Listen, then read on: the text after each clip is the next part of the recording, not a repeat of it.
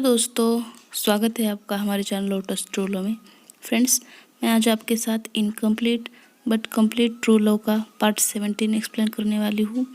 अगर आप मेरे चैनल पर न्यू है तो चैनल को सब्सक्राइब, वीडियो पसंद आए तो लाइक शेयर ज़रूर कर दीजिएगा। तो इस पार्ट की शुरुआत भी वहीं से होती है जहाँ नी अभी तक बैठा हुआ था और उसके आगे 7 साल का नी और शियान दोनों खड़े हुए थे। आगे उस 7 साल का नी शियान से कहता है, शियान, मैं बुक वो इसलिए मांग रहा था क्योंकि उस बुक पे जो नाम है वो बहुत यूनिक लग रहा है और जो क्लैन है वो बहुत अनसुना है।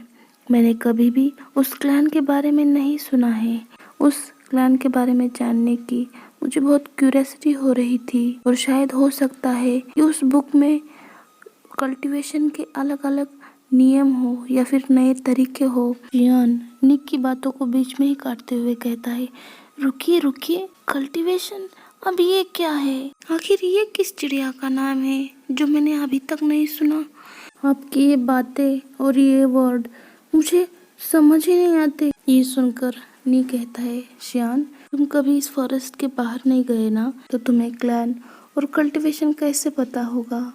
लेकिन कल्टीवेशन के बारे में तो मैं भी नहीं जानता, लेकिन हाँ, ब्रदर ने कहा था कि बड़ा होने के बाद मुझे ये करना होगा, इसलिए मैं तुमसे ये बुक मांग रहा था क्योंकि अगर इसमें इजी स्टेप हो तो मैं इजीली कर सकता हूँ। लेकिन शियान का माइंड पूरी तरह से उसकी बातों पर नहीं था और उसका पूरा ध्यान उस निहाज पर टिका हुआ था। वो उस निहाज को देख रहा था जो अभी तक उन दोनों के हाथ में था। वो इस सोच में डूबा हुआ था कि निहाज अब उसके हाथों में नहीं आएगा क्योंकि नी को वो ये बुक नहीं दे सकता। इस वजह से अब नी उसे निहाज को चलाना नहीं सिखाएगा और वो नी से कहता है, क्या मैं अगर आपसे कहूँ कि मैं उस बुक को नहीं दे सकता, क्या मैं अगर आपसे कहूँ कि वो बुक आप नहीं ले जा सकते, तो फिर क्या आप मुझे अपना दोस्त नहीं कहेंगे? और इस निहाज को कैसे चलाते हैं ये भी नहीं सिखाएंगे? बोलिए ना, लेकिन मैं इसके बदले में आपको कुछ और दूंगा जो बहुत अच्छा हो, जिससे आप खुश हो जाए। लेकिन इससे पहले आपको मुझे निहाज को चलाना सिखाना होगा। ऐसा कहकर वो निहाज को चलाने की कोशिश कर रहा था, कभी उसे ऊपर तो कभी नीचे कर रहा था। ये चल क्यों नहीं रहा? ये काम तो करता है ना? मुझसे ऐसा करता देख नी कहता है, शियान, ये तभी ऑर्डर मानता है या फिर चलता है जब उस पे उसके चलाने वाले का नाम हो, उसका ओनर का नाम हो, जैसे मेरे फैमिली मेंबर्स का नाम है। और अगर तुम इसे चलाना चाहते हो तो तुम उसे तभी चला सकते हो जब उस पर तुम्हारा नाम हो। ये सुनकर नी कहता है, तो मैं अभी अपना नाम लिख देता हूँ ना।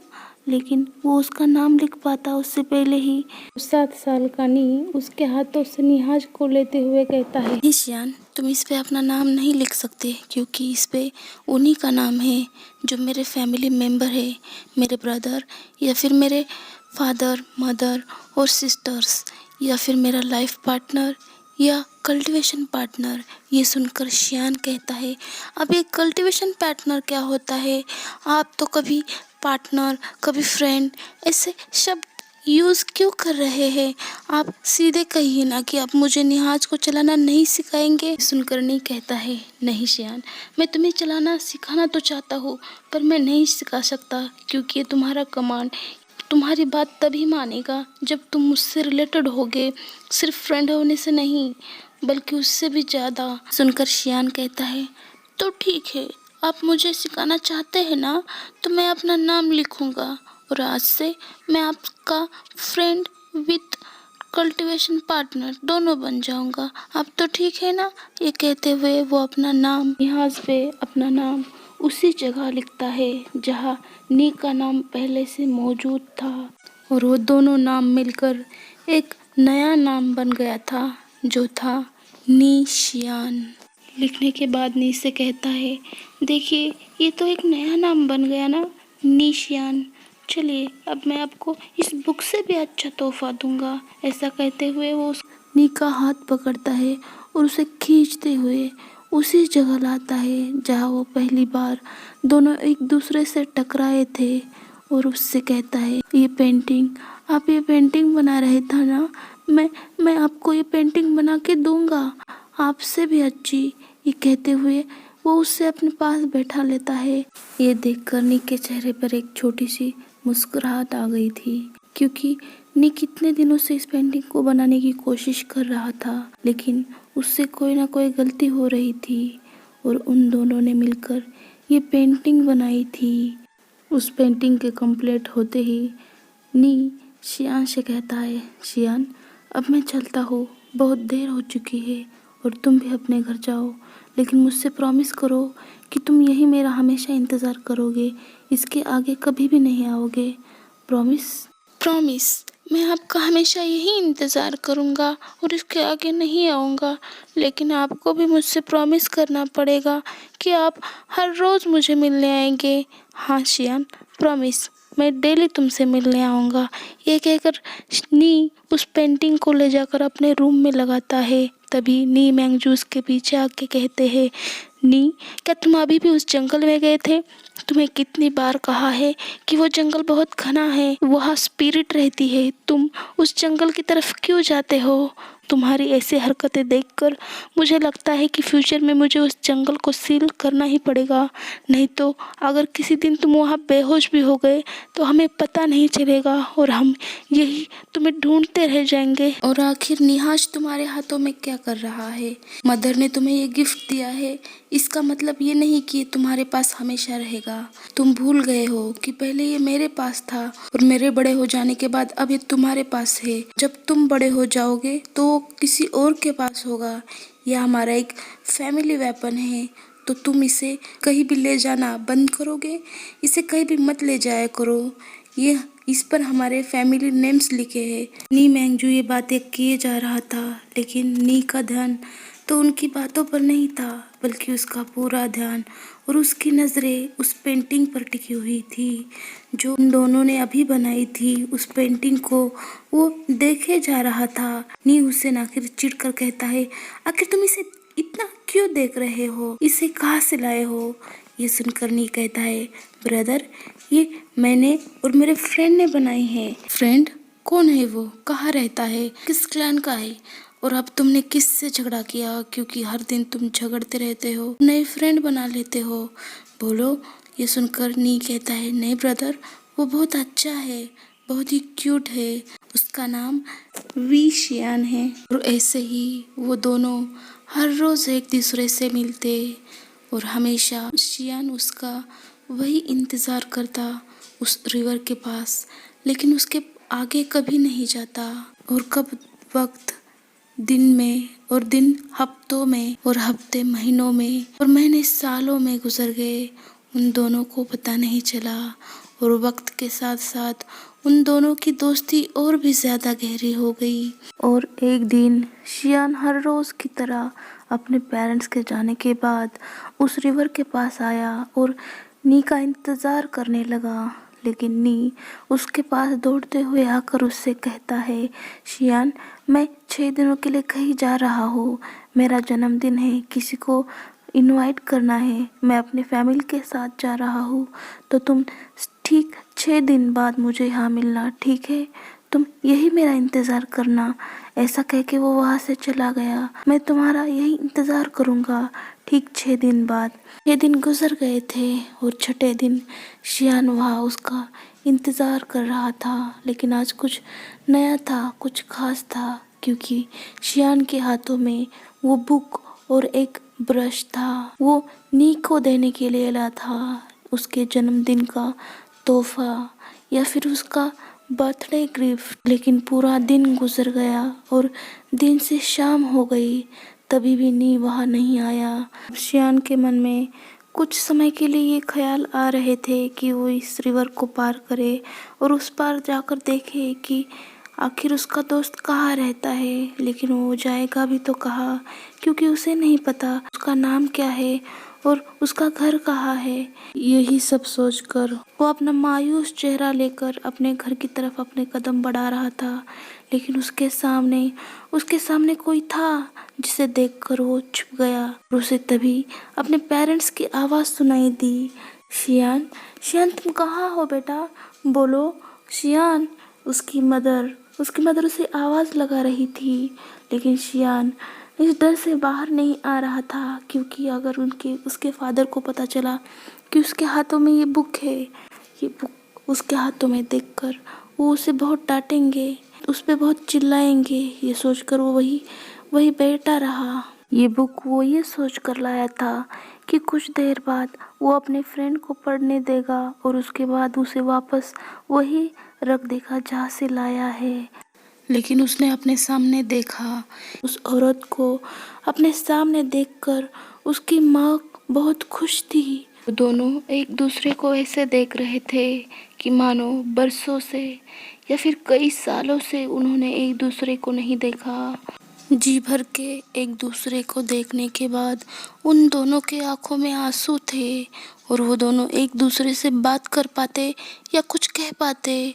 वहाँ कोई तीसरा आ गया जिसने वाइट ब्लू कलर के रोब पहने हुए थे और उसके फोrehead पर रिबन बंधा हुआ था। शियान को अब ये देखकर बहुत डर लग रहा था, क्योंकि इससे पहले उसने फॉरेस्ट में किसी और को नहीं देखा था और अब ये दो लेडी यहाँ है। शियान के साथ साथ कोई और भी था जिसे बहुत बड़ा झटका लगा था, जो कह रहा था आखिर ये कब मेरा पीछा छोड़ेंगे। क्या वो लानवांगजी कम था जो अब ये? मुझे तो लगा था लानवांगजी पहला होगा जो मेरे पीछे हाथ धोकर पड़ा था, लेकिन ये तो उससे भी पहले थी। आखिर ये गूसू वाले बचपन से मेरे पीछे क्यों पड़े हुए हैं? और वो था नी। कब से नी यहाँ पर बैठा हुआ था और ये देखे जा रहा था। नी कहता है आखिर इस लेडी का लान क्लैन से क्या रिलेशन होगा, क्योंकि इसने जो रोब्स पहने हुए हैं और जो फोरहेड रिबन है वो तो लान क्लैन का है ना। आखिर ये लान क्लैन से किस तरह से जुड़ी हुई है, ये वो सोच रहा था। लेकिन उस लेडी के वहां आते ही जो जंगल अब तक सूरज की किरणों से पूरी तरह भरा हुआ था, अचानक वहां अंधेरा छा गया और देखते ही देखते पूरा जंगल एक ब्लैक स्मोक से भर गया और पूरी तरह वहां अंधेरा सा छा गया। जो बादल अब तक सफेद थे पूरी तरह से काले हो चुके थे और उनमें बिजलियां चमक रही थी। वहाँ का मौसम इतनी तेजी से बदल रहा था कि देखते ही देखते चारों तरफ अंधेरा हो गया था और पूरा जंगल अंधेरे में दिखाई दे रहा था। और इस बदलते हुए नी फॉरेस्ट को अगर कोई दूर से भी देखे तो वो समझ जाए कि कुछ ना कुछ हुआ है वहाँ।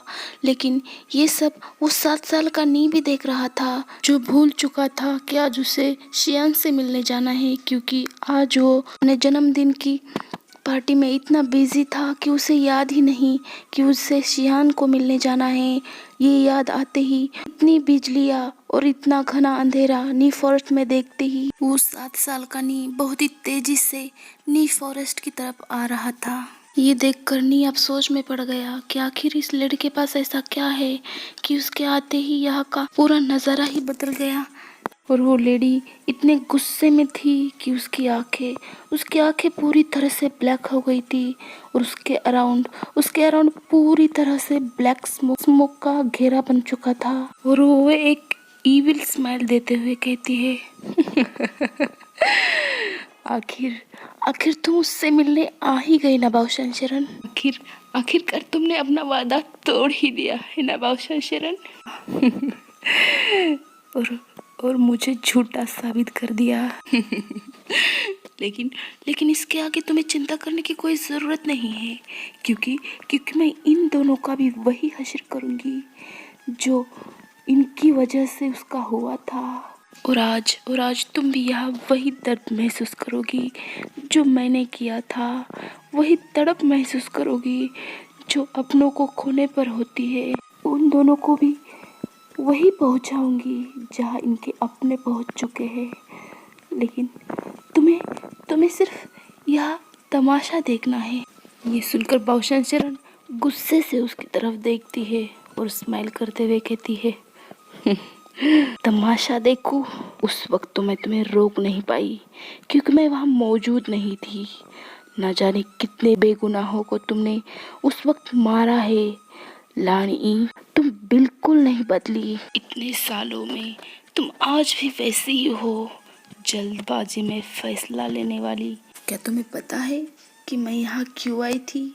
मैं यहाँ इससे मिलने नहीं आई थी, मैं तो उसकी सोल को ढूंढने आई थी। लेकिन लेकिन तुम्हें क्या पता होगा, तुम तो अपनी ही गुरूर में हो लानी। क्या तुम्हें एहसास है इस इन आयरन की वजह से तुमने उसके सोल के कितने टुकड़े किए हैं लानी? कितने टुकड़ों में उसकी सोल को तुमने बांटा है। लेकिन मैं भी किससे पूछ रही हूँ? उससे जो अपने रिवेंज में इतनी अंधी हो चुकी है कि उसे कुछ होश ही नहीं है। कितने सालों से, न जाने कितने सालों से मैं उसके सोल को जोड़ने की कोशिश कर रही हूँ लानी। तुम क्या जानोगी, तुम तो अभी इतनी अंधी हो चुकी हो कि तुम्हें कुछ दिखाई भी नहीं दे रहा। होश में आओ लानी, होश में आओ। इस इन आयरन को खुद पे काबू मत पाने दो, मत पाने दो, नहीं तो तुम जिंदा नहीं बच पाओगी। बाबूशंकरन की ऐसी बातें सुनकर लानी और भी ज्यादा गुस्से में उससे कहती है और ईविल स्माइल के साथ उससे कहती है, क्या कहा तुमने? मैं नहीं जानती, मुझे एहसास नहीं है। मैंने अपनी डॉटर को खोया है, तुमने नहीं। तुम उसके साथ हो, उसके पास हो, उसे टच कर सकती हो, उसे देख सकती हो, लेकिन मैं देख सकती हूँ उसे नहीं। और ये सब उस तुम्हारी डॉटर चांगशेरन की वजह से हुआ है। वो उन दोनों के प्यार में और उन दोनों के बीच में ना आती तो ये ना होता। और तुम मुझसे कह रही हो, तो चलो देखते हैं आज कौन जिंदा बचता है और कौन नहीं। ये सुनकर बाबूशंकरन कहती है, लान ई, तुम भूल रही हो, वो एक तरफा प्यार था।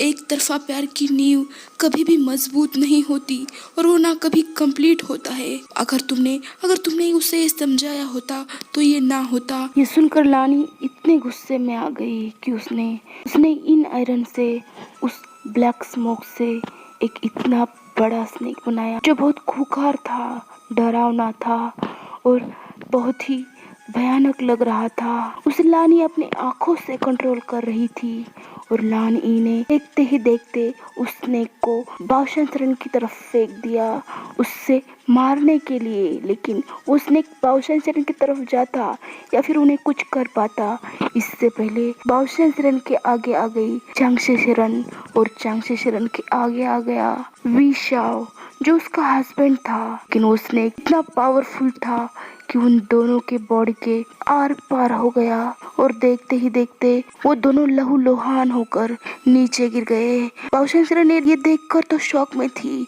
एक ही पल में उसकी दुनिया उजड़ गई थी। उसकी बेटी और उसका दामाद लहूलुहान, ब्लड से लथपथ उसके सामने खड़े हुए थे। बाबूशंकरन कुछ सोच ही नहीं पा रही थी। लेकिन चांगशेरन सिर्फ अपनी आखिरी सांसों में यही बात कर रही थी, माँ शियान का ख्याल रखना। ये कहते हुए उसने वही दम तोड़ दिया। और बाबूशंकरन अभी इसी सदमे में थी कि उसके सामने अभी ये क्या हुआ है। वो अपने बेटी से मिली इतने सालों बाद और मिलते ही उसकी मौत का रीजन बन गई। तो चलिए दोस्तों, आज के इस पार्ट को मैं यही एंड करती हूँ। लेकिन आखिर ऐसी क्या वजह होगी जिस वजह से बाबूशंकरन की बेटी इस नीकलैंड के फॉरेस्ट में आकर रही है? और आखिर नीकलैंड से विशाओ का क्या रिश्ता होगा? और नी आखिर अपने सपनों की दुनिया में कब तक रहेगा? ये सब जानने के लिए बने रहेगा मेरे साथ। को क्या लगता है ये आप मुझे कमेंट करके जरूर बताइएगा। और अगर वीडियो पसंद आए तो वीडियो को लाइक शेयर जरूर कर दीजिएगा। तो मिलते हैं नेक्स्ट पार्ट में, तब तक के लिए बाय बाय।